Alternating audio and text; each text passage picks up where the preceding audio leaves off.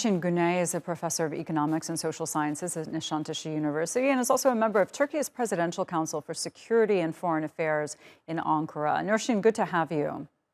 You know, from time to time, we'll hear from sources in Washington that the U.S. is ready to provide Turkey with F-16 jets. We just heard from Erdogan in recent days saying that if it's not going to come from the U.S., they will look for jets elsewhere. Where is the situation? What is the holdup? And do you think it will actually happen that the U.S. will do this? That would be quite a boost for confidence in the relationship.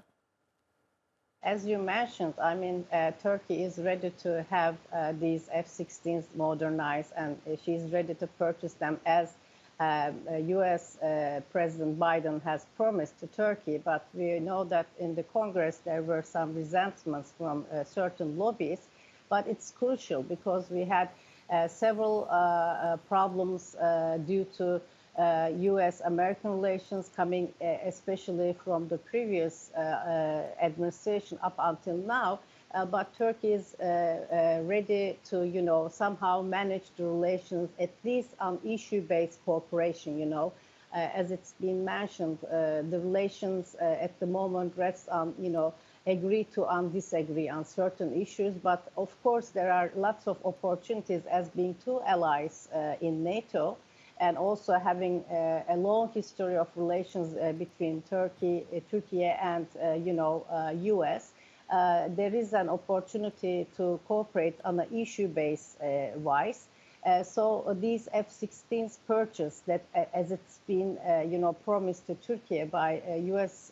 President Biden, is so crucial, as you mentioned, to boost and bring up, renewable of trust between the two allies. So again, Turkish, not only the Turkey's administration, the government in charge in this expectation, but also in Turkey, people, regular people are very much eager to see some kind of development, a kind of thaw between the two countries due to this purchase of F-16s would be a good start, bringing up more trust between the two sides so that they could cooperate in our time, which is a new Cold War setting that we are facing. So in our region and even beyond, the allies need to cooperate one another. That is a necessity in our turbulent days that we are going.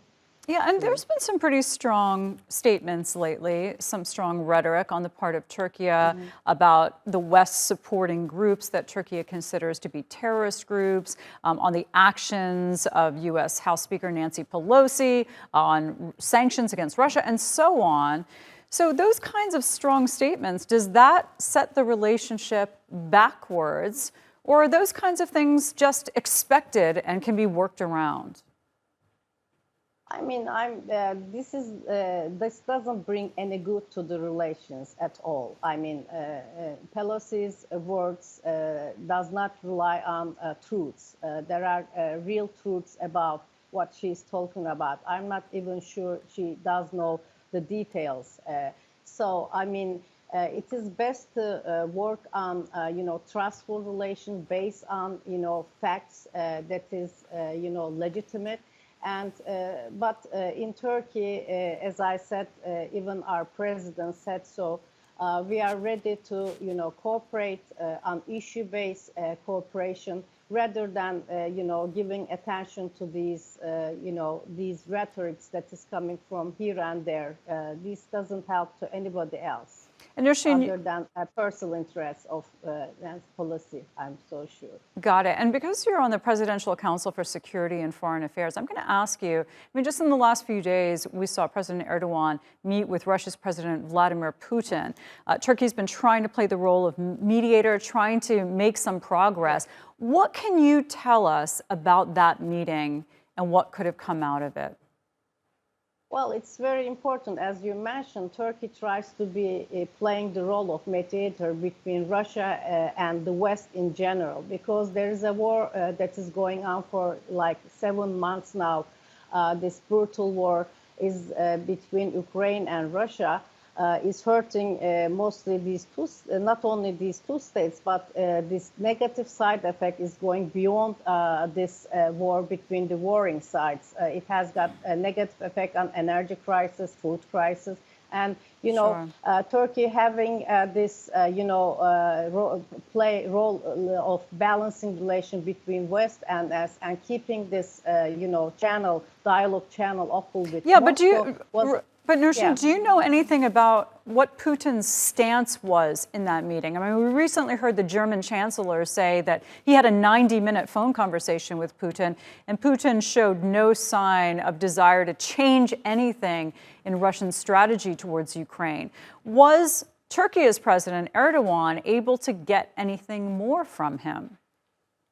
Well, as you know, these two presidents have close relations, and it's a special relationship. So it's a matter of building trust between Moscow and Ankara. And this is due to the leadership of two countries, namely Erdogan and Putin. So they have a special dialogue channel for dialogue, and which yield to this grain deal. So why not? I mean, these are confidence building measures that I would describe it. You build up relationship via, cooperating on issue base with Moscow. Somehow, somebody has to talk with Moscow to end this war immediately. I mean, this is where Turkey stands actually, mediating between Russia and the West, so that there could be chances of at least to get a ceasefire sometime in the future. I mean, with the talk with Putin and German Chancellor, I mean, I guess Russia also has lost in faith in Europe as well. So, I mean, that is the thing. That is the only dialogue channel that is open is to Turkey at this moment. Got it. All right. Good to talk to you. Thank you so much.